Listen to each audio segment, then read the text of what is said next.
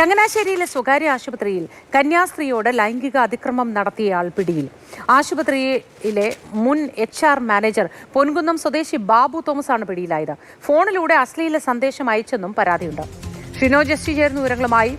ഷിനോജ്, എന്താണ് ഉണ്ടായത്? ഈ HR മേധാവി ഏത് തരത്തിൽ പെരുമാറുകയായിരുന്നു? നേരിട്ടും ഇത്തരത്തിൽ എന്തെങ്കിലും ലൈംഗിക അതിക്രമം കാട്ടാനുള്ള ശ്രമവും ഇയാളുടെ ഭാഗത്തുനിന്നുണ്ടായോ?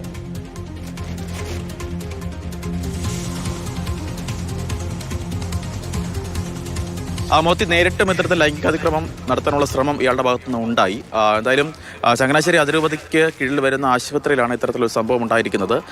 കഴിഞ്ഞ കുറച്ച് നാളുകളായി ഇത്തരത്തിൽ അവിടുത്തെ HR മാനേജറായിരുന്ന പൊൻകുന്നം സ്വദേശി ബാബു തോമസ് ആണ് ഇത്തരത്തിൽ ഈ അവിടെ ജീവനക്കാരിയായിട്ടുള്ള ഒരു കന്യാസ്ത്രീക്ക് നേരെ ഇത്തരത്തിൽ മൊബൈൽ ഫോൺ വഴി ആദ്യം ലൈംഗികപരമായി സംസാരിക്കുന്നു. തുടർന്ന് ഈ അതായത് ആശുപത്രിയിൽ വെച്ച് തന്നെ കടന്നു പിടിക്കാനുള്ള ശ്രമം നടത്തിയത്. എന്തായാലും ആദ്യം തന്നെ ഈ കന്യാസ്ത്രീ ആശുപത്രി ജീവനക്കാർക്ക് തന്നെ, ആശുപത്രി അധികാരികൾക്ക് തന്നെയാണ് പരാതി നൽകിയത്.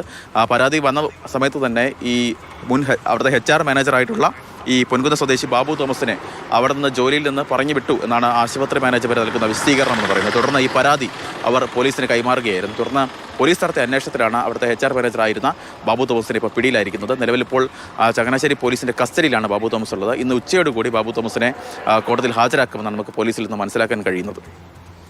ശരി, ഷിനോജിയാണ് വിശദാംശങ്ങൾ പങ്കുവച്ചത്.